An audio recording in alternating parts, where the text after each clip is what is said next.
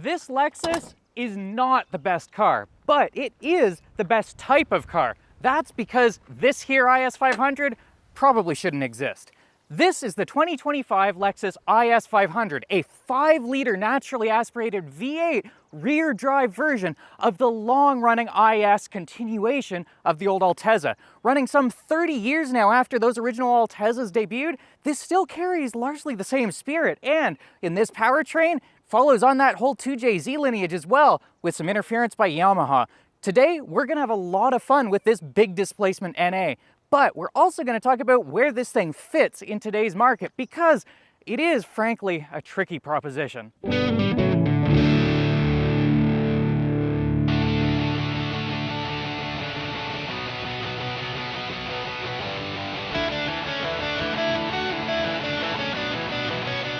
A friend called me on the way to the shoot. He said, "El, I don't want to offend, but I'm calling for your advice because I know you're a degenerate." And you know, I take that as a tremendous compliment, because whether I was enabling his Jeep XJ purchase or this here Lexus IS 500, either way, I take great pride in knowing that my backward tastes are excellent. This is a fabulous vehicle. It is also entirely out of date. This is a car that still has a CD changer, but we're gonna get to that. Because what matters here is that this vehicle shouldn't exist, but so miraculously does. This 2025 Lexus IS 500 marks the 3rd year that they've been offering this 5-liter V8 in the IS platform. This descendant of the legendary IS is still a really beautiful, comfortable, and just classy way about. And fitted up as it is here, it's also a pile of fun, automatic trans or not. So then, before we hit the road, what is it that we're enthused about in this thing? Because it's not common that we start a Driving.ca review with the hood open in that first shot. Well, this 5-liter is not just any 5-liter. This is no lumpy old pushrod. No, this is a very elegant Toyota design. It's an old engine. This design dates back to 2007. This is a pre-recession unit. And of course, it's been modernized and updated and improved in power and all sorts of things along the way. But this is a very long-running and hardy, well-proven powertrain. Fitted here, we're looking at 472 horsepower and 395 pound-feet of torque. Running peak horsepower at 7,100 RPM and redlining at 7,300 RPM, where it'll actually let you bounce the limiter until you choose to actually shift. This thing is set up for a lot of fun. But it's also very honest, because in this era of 4 or so liter German hot V twin turbo V8s, this thing is still naturally aspirated. That means that your power build is still linear and your sound is still uninterrupted. You get that from the front and the back here too, because this IS 500 runs quad exhausts out the back and a whole pile of racket from up front. And yet, it's curiously refined. We'll talk about that refinement when we hit the road, but while we're up here, what matters is that this is a 32-valve dual overhead cam V8, running 4 valves per cylinder. The 2 intake valves are lightweight titanium, and the heads themselves, well, they're high flow units coming from Yamaha. Now, if you know your Toyota history, you'll know that these two companies have a very close relationship, particularly as pertains to some of their most special and cherished products. The Altezza crowd, well, they're gonna love Yamaha because they're the reason that that 2JZ that they so adore and froth and fall inarticulate over was brought to us with their magic. Looking back to the 60s, the better E-Type, the Toyota 2000 GT, well, that thing also had an engine graced by Yamaha, not to mention piano veneered woods inside that were also Yamaha's craftsmanship. They've had some really positive effects, and that's something that's carried to the present, as we've seen as well in the LC 500. That, I believe, is one of the finest cars you can buy today. It's basically everything that a Jaguar promises, but good and that actually works. This here, well, that's that same engine, but mated to a different trans. Instead of the 10-speed we've got there, we have an 8-speed automatic, and we're gonna get to that. But it does lock up properly so you don't get any mushy loss of torque, and it runs to a standard Torsen limited slip differential out there in the back. There's no all-wheel drive corrupting things here in the IS 500. This is a rear drive only car, and you can defeat the traction control. Those high flow heads, well, they breathe through variable valves, as we should expect nowadays. But they're not just any regular VVT, because look under this cover And we've got some beefy control units at the front of each bank here. These beefy fellas control very lumpy camshafts. And dialed back down just for easy around town driving, it's very gentle, it's quite quiet, it's easy, it floats about. It doesn't feel like a big mean muscle car or something that's trying to offend anyone. But then lean into it, and those things lean those fellas in tight, push those valves in deep, and boy oh boy does it flow. Really lean into these units variable valving, and you get to breathe in through a dual length intake because this is an NA engine, and then out through that fabulous quad exhaust. It's a silly setup when you look at it, but oh, is it satisfying. With that, I think it's time to stop chattering, put this cover on, and appreciate the 2-inch power bulge they've put on here to accommodate all of this.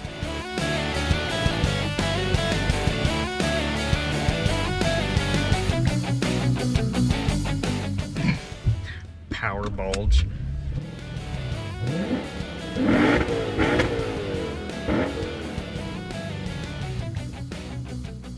Five-liter V8 makes power and all that, but in case you haven't noticed, that's not necessarily the bit that I'm super fussed about, because really, it's more about the occasion and the ceremony of it all. Because natural aspiration, rear drive, this thing does what it's supposed to.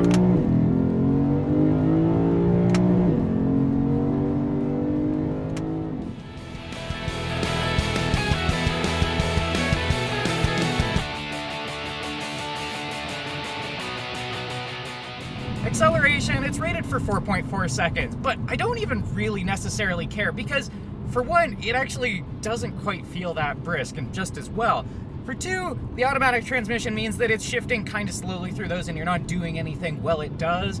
But for three, I just don't care because the V8 is going burnt and that's awesome. Load this thing up and it is just phenomenal. It sounds and feels so very German muscle, but without some of the boredom of the German muscle, nor the anxiety for life with it. And what's really nice is that you don't necessarily have to be full footing it all the time for that. You can just sort of give it a little bit, keep it in around the 3,000 to 4,000 range on light to mid throttle, and you'll still get a sense that there is something going on up there. Short shift it a bit so that you're really lugging, and then really load in with some full open throttle without expecting it to pull because you're in the wrong gear, and you get really satisfying noises as well. It's just got grunt to it, and that's such a nice way to start things off in a comfortable, everyday usable tourer. This is, after all, a capable car, yes, but it's also just built to be pleasant and enjoyable because it's also just built off of a pleasant, everyday premium car. The Lexus IS 300 and 350, they aren't necessarily performers. Yes, they followed the Altezza, which had a really big enthusiast following, but the Altezza, the 2J following, a lot of that was based on modification, people actually hotting those things up. They were otherwise just an accessible premium vehicle that you could do something nice with and feel like it was something worth putting a little bit of time and money into.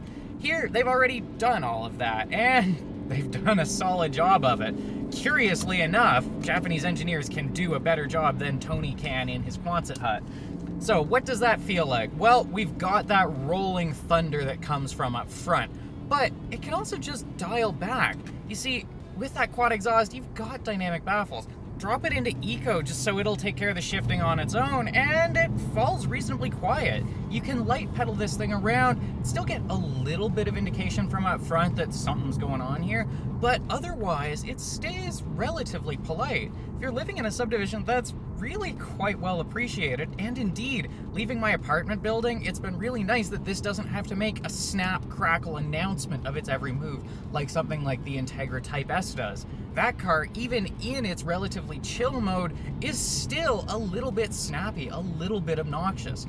And yeah, it's fun that that thing's boy racer, but you don't always want that, especially not something that's in this premium segment. Compared to something like the C63, this is just a little bit more sure of itself. It doesn't seem to need to peacock in quite the same way. This is a niche product, and anyone who knows what it is, knows what it is. Anyone who doesn't, well, who cares? It's not for them. And that's one of the really interesting things about this, because this isn't necessarily a status buy in the way that some of the Germans are. Yes, it is a Lexus, it carries a certain something to it, but it's also the sensible approach. This is a Lexus, it's a Toyota product. It sacrifices a little bit of the flash despite that silly grille and all of that. in favor of just the assurance that comes with that. That assurance, well, it continues inside because this is a very straightforward interior. Setting aside that this is a dated interior, these XE30 gen cars came out back in 2013 and they were just facelifted back in 2021. This thing still has a CD changer, but everything in here is really just as it needs to be. It has a center display that's touch responsive. You can use your CarPlay and all of that, though it does still have this silly, goofy old Lexus touchpad down here. Buttons all do button things. Materials all still feel fine. The overall design of it still looks and feels good.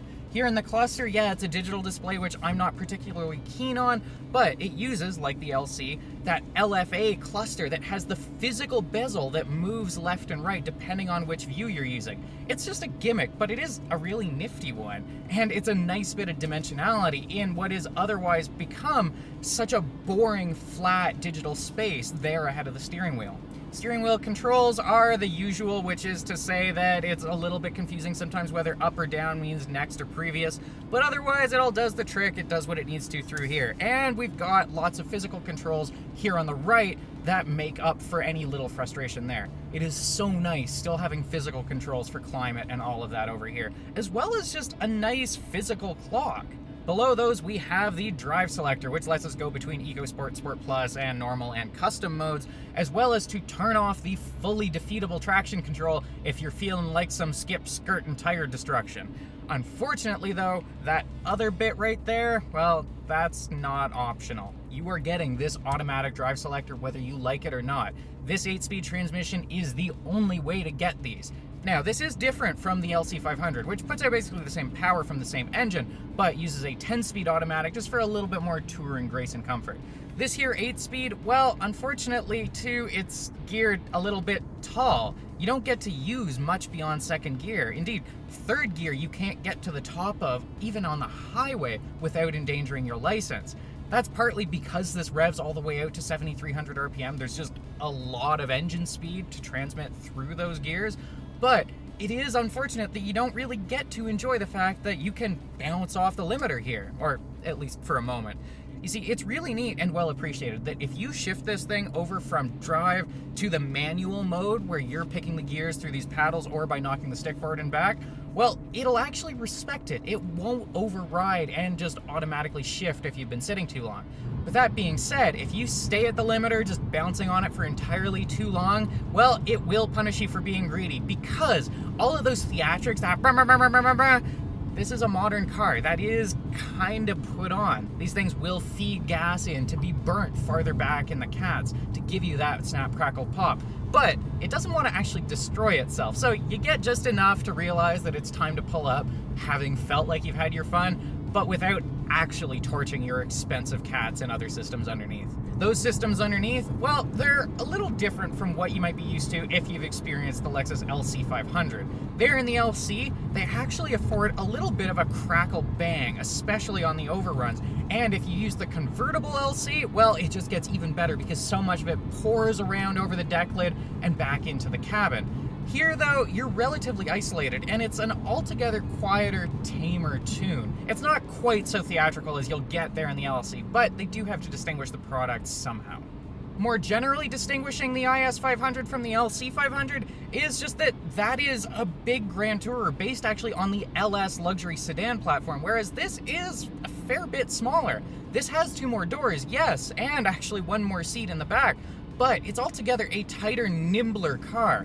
And in support of that, we've got adaptive suspension, although I've got to say, you don't necessarily feel a tremendous distinction between modes. All around, this is more or less a soft vehicle. This is built to roll gracefully and almost heavily, and that is to its benefit and detriment. You see, it's really nice to be able to ride this along some really frankly rough back roads and still enjoy them, still feel like the wheels have the range of motion to be able to drop down and stay in good tractive connection with the tarmac underneath. But it also marries with a lot of just other softness that kind of takes you out of it even when you're in the spiciest mode. Put your foot down, and it does the power part right, sure. But the brake pedal feels a little bit soft, a little bit slow in response, and that's even more true of the steering, which feels just heavy and damp. Yes, the electronic response sharpens a little bit depending on your drive mode, but it's overall a bit of a lazy rack. This doesn't feel darty or zippy in the way that you might hope of something that's ready to throw tail and that you're going to want to counter steer in. And those two characteristics are a bit of a bummer, if I'm honest, and frankly where the Germans do it better. I don't like BMW steering, to be sure. It still sucks. It still feels like a video game. It's either way too soft or it's way too heavy. But it does feel a little bit more direct, a little bit more connected in ways. And then of the braking, I find that Mercedes gets their brake response a little bit sharper in those AMG products than what we have here. Both of those also need to be weighed against your transmission options, because this trans feels somewhat analogous to the ZF 8-speed automatic that's in the BMW M's and basically everything nowadays. That is a good transmission, but it's not exactly the quickest. In the BMWs, they actually do a little bit of a trick. They make the digital display show the tach jumping faster than it actually is, so that you feel like it's shifted exciting and quickly and all of this. The Mercedes, you can get a DCT in a bunch of those, and that definitely makes things a fair bit hotter. Or in the case of the BMWs, you can still generally, depending on the model, fit a manual trans, although the clutch is mushy and sad and the linkages are pretty cabley and disconnected. They aren't good manuals, but they are still manuals. Something else to weigh those against, though, is just the power and how you want to live with it. Because all of these systems, well, yes, you may have preferences one way or another, are gonna feel satisfying when you load and unload them through the twisty roads. This is a delight, and it feels a little bit rude, but so do the others. Yeah, some of them have to put on a little bit more, the AMGs especially, pumping the sound through the speakers. It's kind of lame, but you know, at some point when you're really focused, it does the job, it cues what it needs to, and you're not really focusing on that in serious dynamic driving in the way that you might be when you're test driving specifically to be critical about it. I hate to make this concession, but it is the truth that when you're in the thick of it, your priorities change.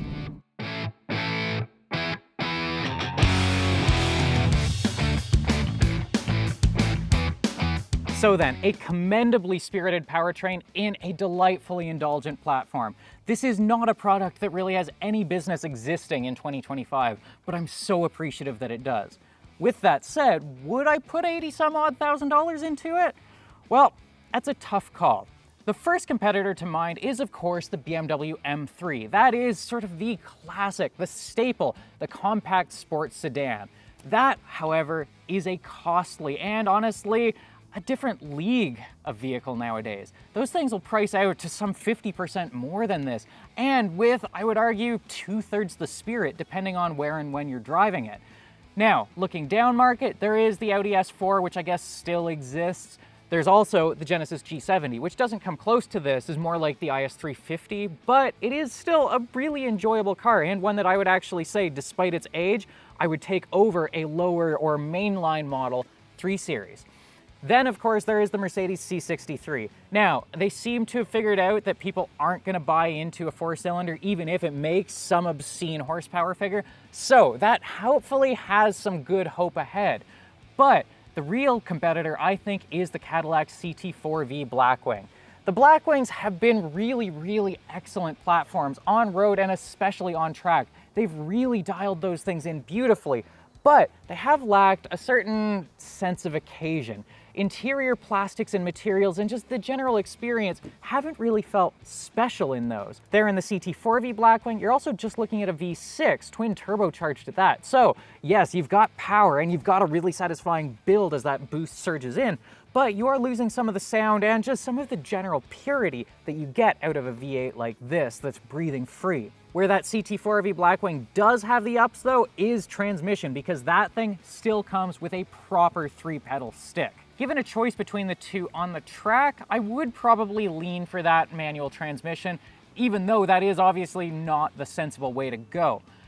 Living with it though, that gets a little tougher, because that lack of sense of occasion and those sort of meh quality materials in the Cadillac are just such a contrast from the general refinement and the solidity that you feel here. And especially thanks to that 17 speaker audio upgrade that you get here in the IS500, well, that is a hi-fi experience that I wish I could have at home. I wish I could put my turntables in the back and mix out of here. Now, obviously, no one actually wants to do that, but the mere thought does speak to the true excellence of this thing more than just as a sports or commuter car, but just as a place to be, as a place to enjoy people's company, and just to take up space. This is a comfortable place to sit, an enjoyable place to host people, and it's something that really lets you enjoy more than just motoring. There's a lot to appreciate there, and I think that's something that is somewhat underappreciated when people are looking at buying cars. Between this and the LC500, I have lost track of the number of times that I've just sat late at night in a parking lot with music cranked up, listening for details that I've never heard before. And that's a really, really unique treat and just a nice bit of alone time that, yeah, you get to enjoy a different form of when you're driving through the canyons or what have you, but most of Canada also isn't driving through the canyons.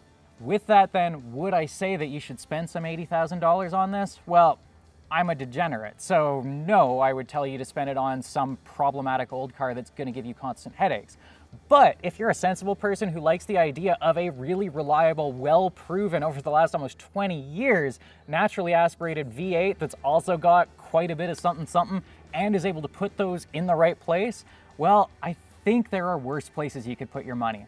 For Driving.ca, I'm Al Alder. For more silly, indulgent, as well as proper, sensible sports car and regular car news, reviews, previews, reviews, specs, tests, all the rest, be sure to follow us online on Driving.ca.